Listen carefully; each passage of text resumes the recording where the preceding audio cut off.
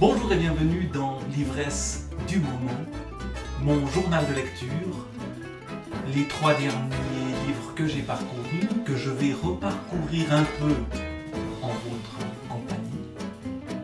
Ces 3 livres, c'est dans l'ordre chronologique de mes lectures et dans l'ordre chronologique aussi de leur parution. Les aventures d'Arthur Gordon Pym de Edgar Allan Poe. C'est aussi le 10e roman des Rougon-Macquart d'Émile Zola, ici dans la Pléiade, la 3e partie de la Pléiade Rougon-Macquart, Zola, Pobouille. Et puis, c'est Jean Genet, Notre-Dame des Fleurs. Edgar Allan Poe. Les aventures d'Arthur Gordon Pym.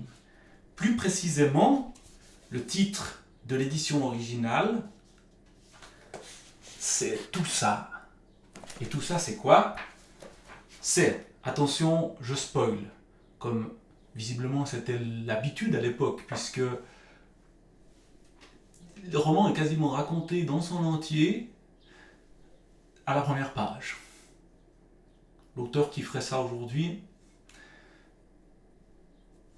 je ne suis pas sûr qu'on accepterait de le publier.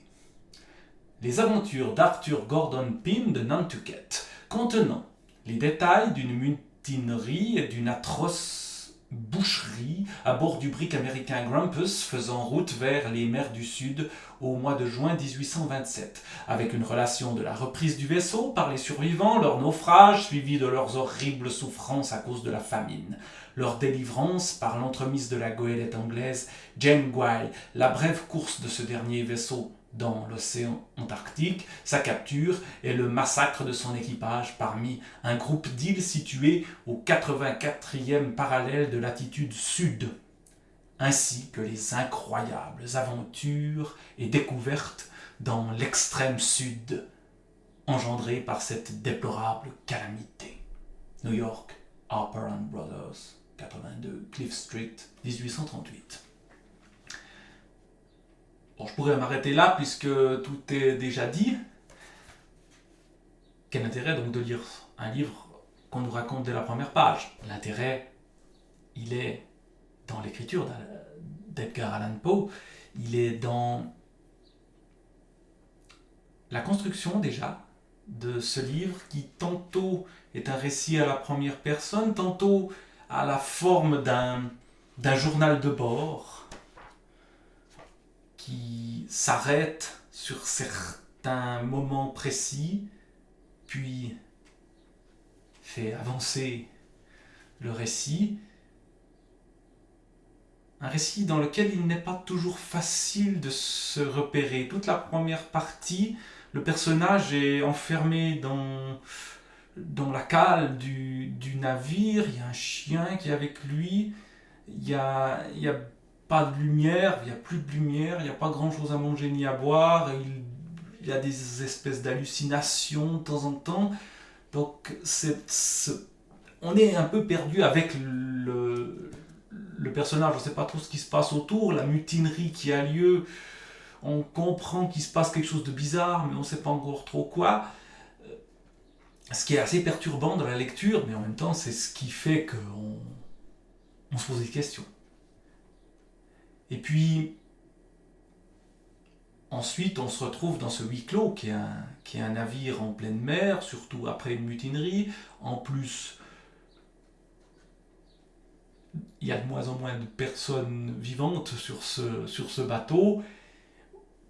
Et même à la fin, ils sont 4, je crois, voire moins. Ils n'ont plus rien à manger. Il y a des tempêtes, forcément. Il y a plein d'aventures qui sont celles qu'on attend d'un roman de la mer à cette époque-là, avec ce langage de la marine, qui, pour quelqu'un qui vient de la montagne, enfin de région continentale comme moi, garde quelque chose de tout à fait mystérieux. Le langage des marins, c'est quelque chose qui tout de suite sonne exotique.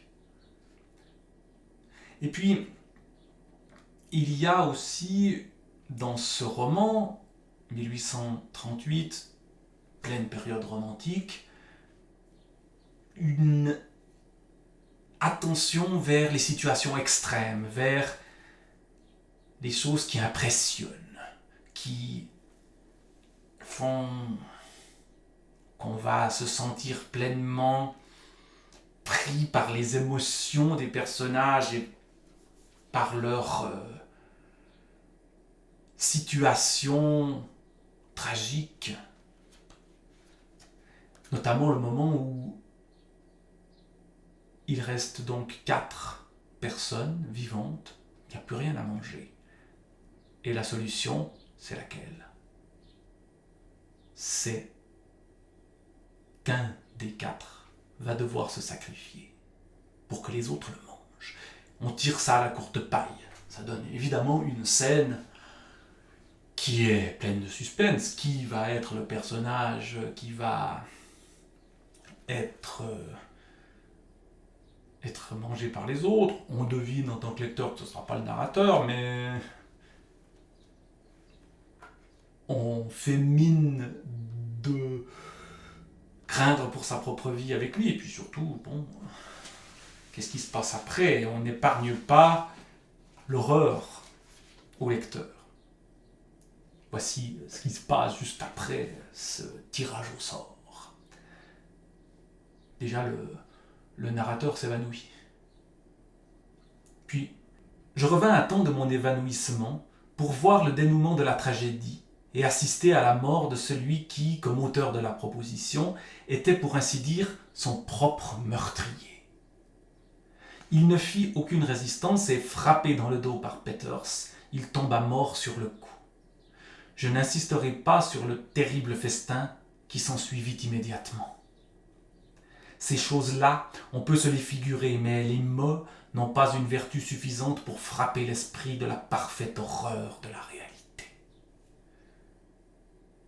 L'horreur de la réalité. N'oublions pas, quand on lit ces mots d'Edgar Allan Poe, que c'est Baudelaire, c'est la traduction de Charles Baudelaire. Pense à une charogne, ce genre d'horrible réalité. Il y a des passages aussi qui font penser à l'Albatros. Sans doute, Baudelaire a-t-il pris dans Poe de quoi l'inspirer là?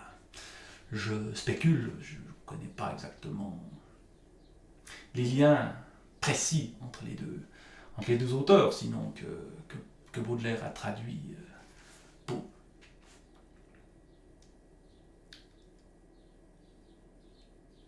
Qu'il me suffise de dire qu'après avoir jusqu'à un certain point apaisé dans le sang de la victime la soif enragée qui nous dévorait et détaché d'un commun accord les mains, les pieds et la tête, que nous jetâmes à la mer avec les entrailles, nous dévorâmes le reste du corps morceau par morceau durant les 4 jours à jamais mémorables qui suivirent, 17, 18, 19 et 20 juillet. Et ensuite, il y a la relation de ce qui s'est passé ces jours suivants, beaucoup plus rapide. Le 19 sur 20, une superbe averse qui dura 15 ou 20 minutes et qui nous permit de ramasser un peu d'eau au moyen d'un drap que notre drague avait pêché dans la cabine juste après la tempête, etc., etc. Donc on retrouve presque l'ordinaire de la vie de marin après qu'il se soit entrebouffé quand même. Et puis, l'ordinaire ne dure jamais tellement dans ce genre de situation, et dans ce genre de roman où on va aller chercher l'histoire extraordinaire, là aussi pour citer un titre de Poe, en tout cas la traduction de Baudelaire à nouveau. Ils vont se retrouver donc dans l'Antarctique, qu'on ne connaît pas encore à l'époque. Et cette Antarctique est tout à fait différent de celui d'aujourd'hui. Il est peuplé déjà. Et il ne fait pas si froid que ça. Enfin, il fait froid à un moment donné, puis ensuite, plus au sud, il fait de nouveau chaud. Alors, je ne sais pas sur quelle théorie fumeuse est basée cette vision de l'Antarctique, mais il se trouve donc qu'on va rencontrer des êtres humains.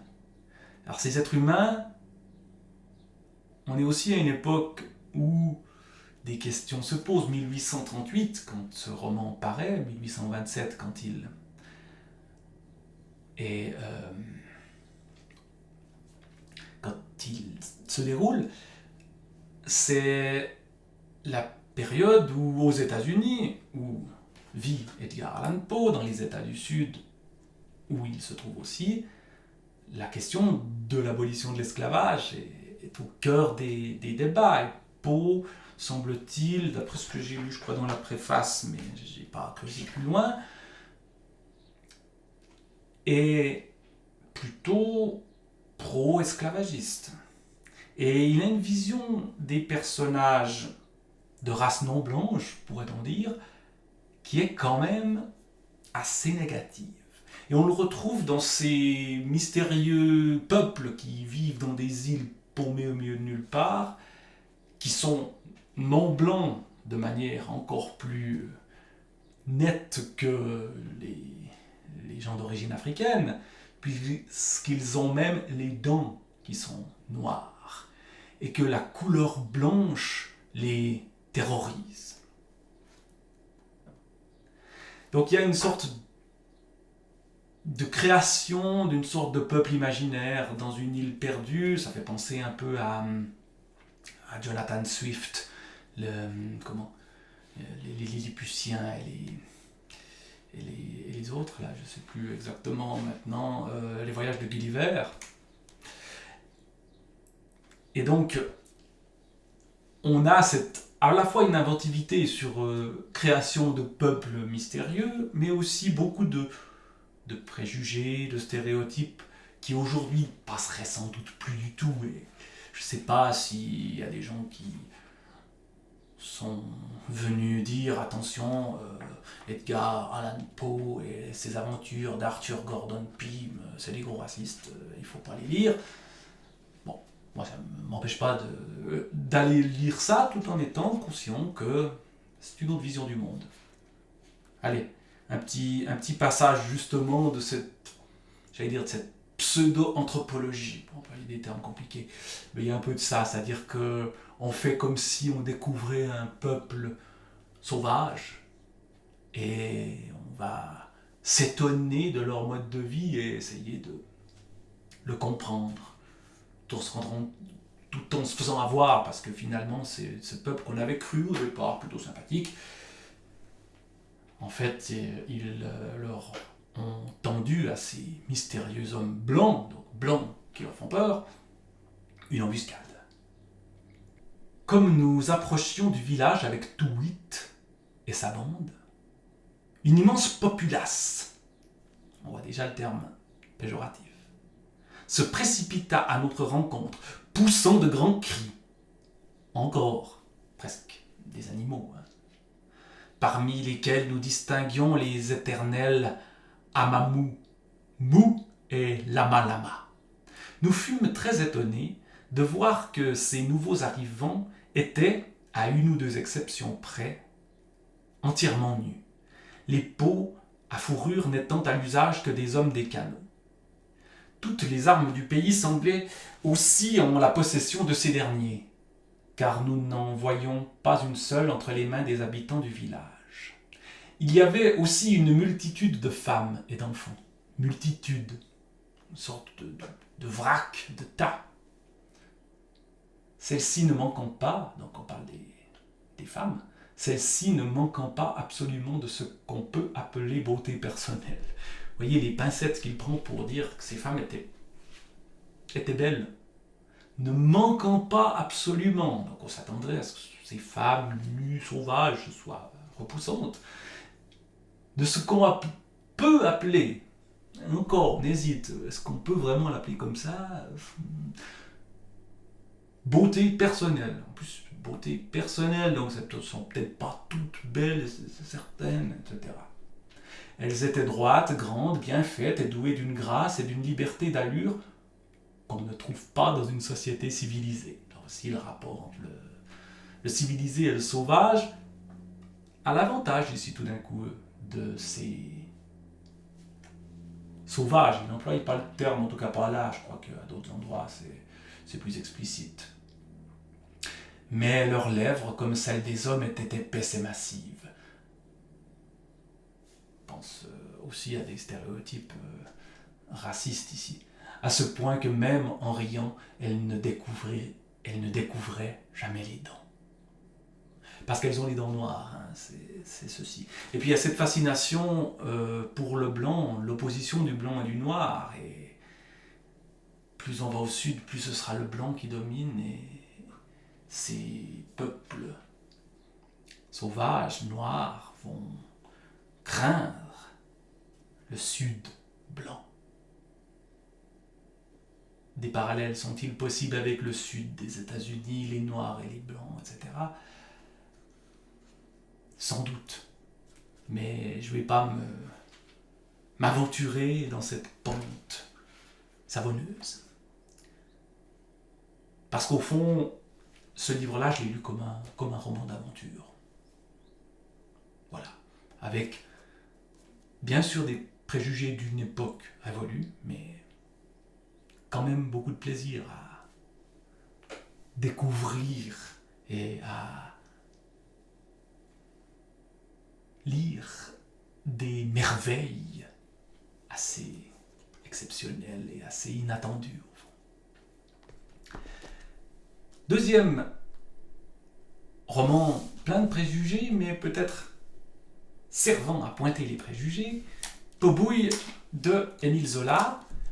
Pobouille, c'est donc le 10e roman des Rougon-Macquart, au cœur donc de cette entreprise romanesque de 20 romans qui essaye de montrer dans son entier la société du Second Empire. Ici, on est chez les bourgeois, dans une maison bourgeoise, dans un immeuble bourgeois parisien, avec les rapports compliqués que ces bourgeois entretiennent entre eux à l'intérieur de cette maison, rapports qui sont compliqués aussi dans les rapports entre les hommes et les femmes. La domination masculine y est extrêmement prégnante.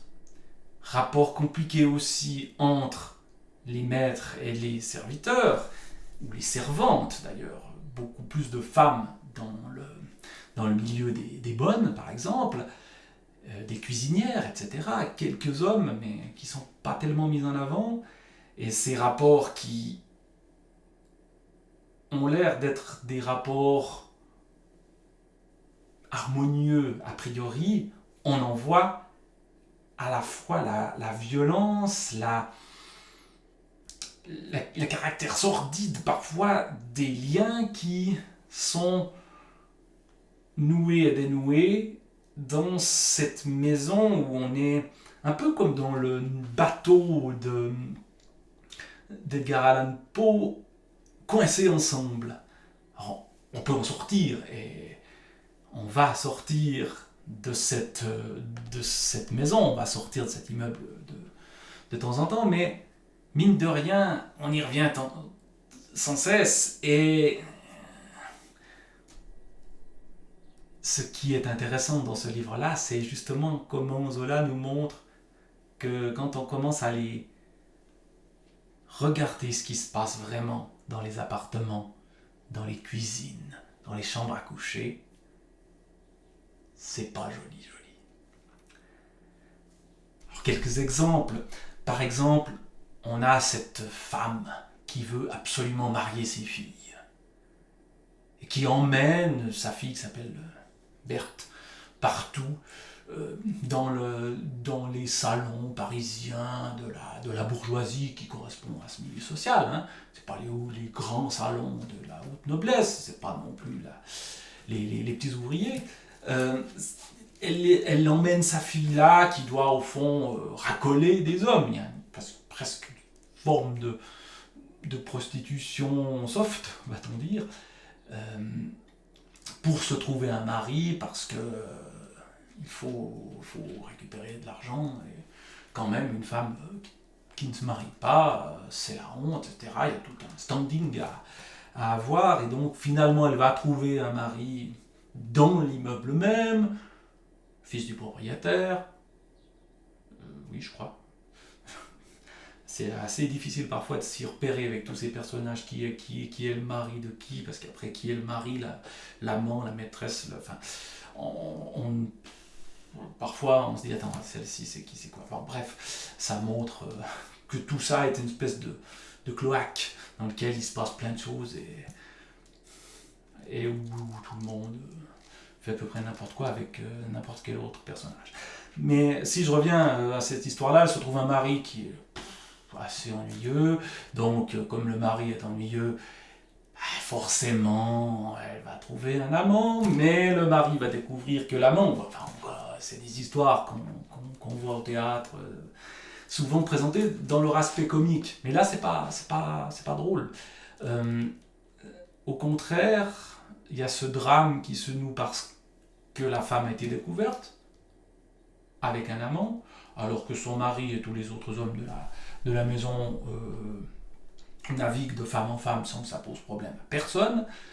Donc là, on a clairement l'inégalité entre les hommes et les femmes qui est non pas dénoncée, mais montrée.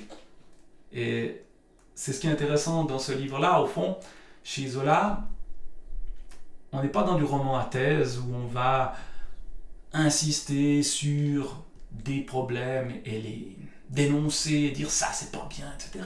Mais quand même se dégage cette idée-là. Regardez ce que c'est qu'être une femme dans la société bourgeoise des années 1860. Et vous remarquez qu'on est dans une société patriarcale, pour employer le terme qu'aujourd'hui on utilise un peu à toutes les sauces, mais là c'est frappant, quoi. Et on a aussi cette même société qui, sous des apparences moralisatrices, ne respecte rien. On la voit aussi de manière peut-être encore plus nette dans le rapport avec les maîtres et leur personnel de maison. Notamment, il y a une scène absolument terrible, l'accouchement d'une des bonnes, qui se fait dans la nuit, sans que personne ne soit au courant de rien, sans qu'elle-même sache ce qui lui arrive, sans qu'on sache qui est le père, l'un des maîtres, mais il y en a eu plusieurs qui ont abusé de cette femme. Et donc, se révèle ici une violence terrible. L'enfant est abandonné, c'est presque pas raconté l'abandon de l'enfant. Elle va le poser, pouf, elle revient. Et elle se remet au boulot. Et elle se fait insulter par la maîtresse de maison qui la trouve pas assez efficace ce jour-là. Donc on a vraiment quelque chose qui a pu choquer à l'époque, c'est-à-dire vous croyez être des gens bien, vous croyez être des gens qui mettent la morale au premier plan. Mais regardez ce que vous faites. C'est pas joli. Et sous couvert de morale, vous commettez des choses absolument dégoûtantes. Peut-être un petit passage. Le lendemain du moment où Berthe est découverte par son mari dans les bras d'Octave, et où donc c'était le scandale toute la nuit, une nuit épouvantable, elle a dû aller se réfugier chez ses parents, et ça a donné une scène de ménage terrible. Voici comment on décrit le lieu au début du chapitre 15, juste après. Ce matin-là, le réveil de la maison fut d'une grande dignité bourgeoise. Rien, dans l'escalier, ne gardait la trace des scandales de la nuit, ni les faux marbres qui avaient reflété ce galop d'une femme en chemise, ni la moquette d'où s'était évaporée l'odeur de sa nudité. Seul M. Gourd, c'est le concierge, qui est très à cheval sur la moralité, surtout des ouvriers. Il y a une pièce, une chambre pour les ouvriers, là, ces gens-là doivent être irréprochables. Les autres, on s'en met pas trop. Seul M. Gourd, lorsqu'il monta vers 7 heures, donner son coup d'œil, flaira les murs. Mais ce qui ne le regardait pas, ne le regardait pas.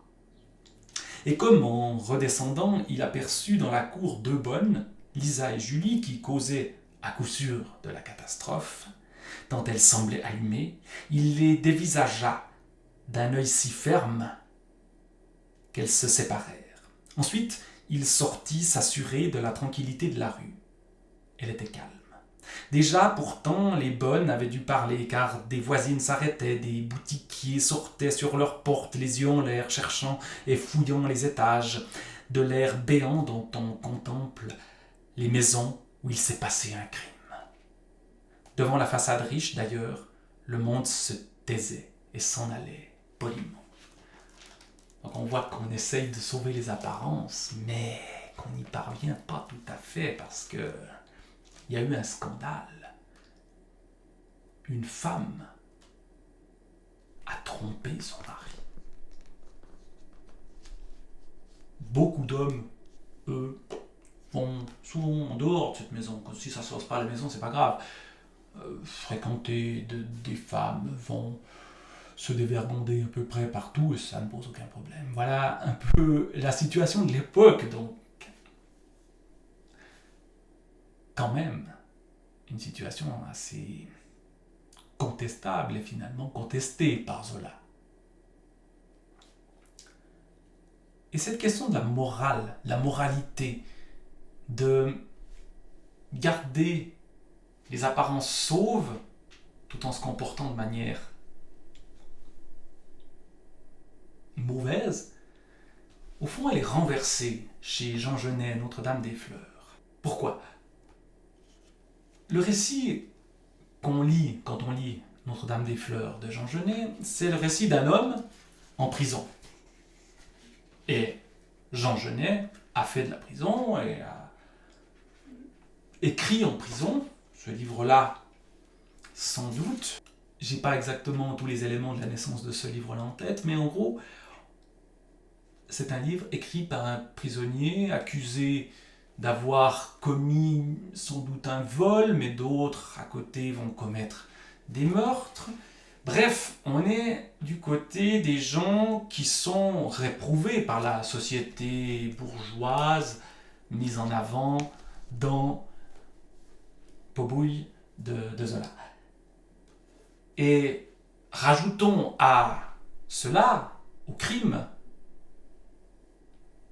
les mœurs des personnages que Genet invoque, qu'il invente en partie, mais sans doute en s'inspirant de ses rencontres et de lui-même, c'est-à-dire le milieu homosexuel, le milieu travesti, un milieu qui, à l'époque, les époques sont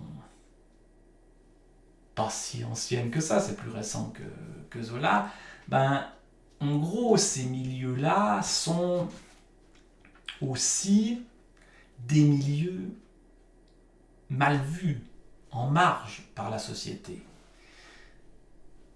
Les bourgeois de chez Zola, s'ils savaient ce que faisait Jean Genet dans sa cellule et ce qui se passait dans le grenier de Divine et Notre-Dame-des-Fleurs, seraient profondément choqués, alors qu'ils font tout à fait des choses aussi dégoûtantes chez eux, mais en sauvegardant les apparences.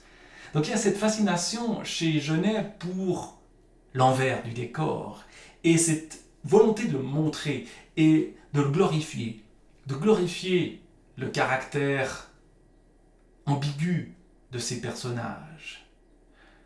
Personnages qui d'ailleurs sont ambigus à la fois dans leur nom, ils changent de nom, ils n'ont jamais leur vrai nom, leur nom d'homme, ils ont des surnoms féminins, sont ambigus dans leur genre, dans leur sexe. Tantôt on en parle au masculin, tantôt au féminin, on est toujours dans quelque chose de flottant.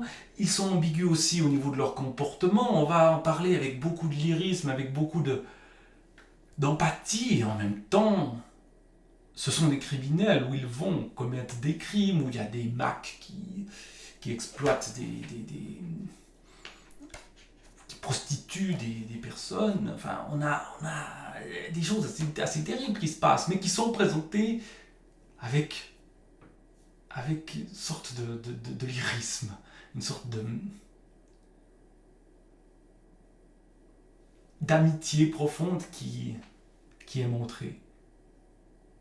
C'est vraiment l'opposé par rapport à ce qu'on voit chez Zola. Et lire ces deux livres en parallèle, un peu par hasard, m'a beaucoup intéressé. Le crime, par exemple, le crime qui est mis en avant. D'elle-même, la main de l'assassin cherche sa verge qui bande.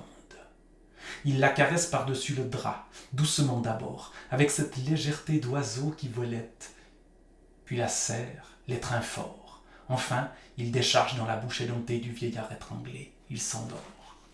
Voyez ce côté dégoûtant de ce qu'on nous raconte. Mais avec cette légèreté d'oiseau qui volette. Aimer un assassin. Aimer commettre un crime de connivence avec le jeune métis sur la couverture du livre déchiré. Je veux chanter l'assassinat, puisque j'aime les assassins. Sans phare, le chanter. Sans prétendre, par exemple, que je veuille obtenir par lui la rédemption, encore que j'en ai grande envie. J'aimerais tuer. Je l'ai dit plus haut, plus qu'un vieux, tuer un beau garçon blond, afin qu'uni déjà par le lien verbal qui joint l'assassin à l'assassiné, l'un l'étant grâce à l'autre, je sois aux jours et nuits de mélancolie désespérée, visité par un gracieux fantôme dont je serai le château hanté. Voilà, c'était un petit passage de Jean Genet où on se dit que les assassins sont peut-être plus humains que les bourgeois. C'est un peu problématique de se dire ça. Et les personnages de Genet ne sont pas que des assassins, fort heureusement.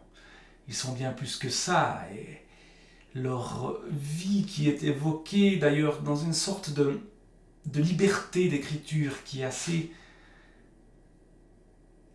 fascinante. C'est-à-dire qu'en de temps en temps, on se perd, on ne sait plus trop de quel personnage on nous parle parce qu'on ne sait plus si c'est un homme ou une femme, mais si qui est qui, si Notre-Dame des Fleurs, il y a Mignon aussi, des fois on se demande si c'est pas le même, il y a Divine, et puis Culafroid, tiens ça c'est le même, quand il était jeune en homme, Divine c'est une femme. Ah, on est un peu perdu et en même temps on les aime ces personnages quoi. Comme on sent que Genet aime ces gens dont il parle, ces gens qui rejettent la société, qui vivent en marge et qui peuvent aller jusqu'au crime pour vivre libre, quoi. C'est un peu ça, quoi. Donc ça fait du bien de lire Genet après Zola et après Edgar Allan Poe. Voilà. Je ne vais pas en dire plus sur ces livres-là. Il y aurait énormément de choses à dire en plus. Il y aurait beaucoup de points à creuser, beaucoup de raffinement à donner à ces analyses qui restent très sommaires finalement. Mais ça fait déjà un bon moment que je parle et il me semble que j'ai déjà abusé de la patience de ceux qui seraient arrivés jusqu'au bout et que je remercie infiniment de suivre un peu mes élucubrations qui se poursuivront bientôt.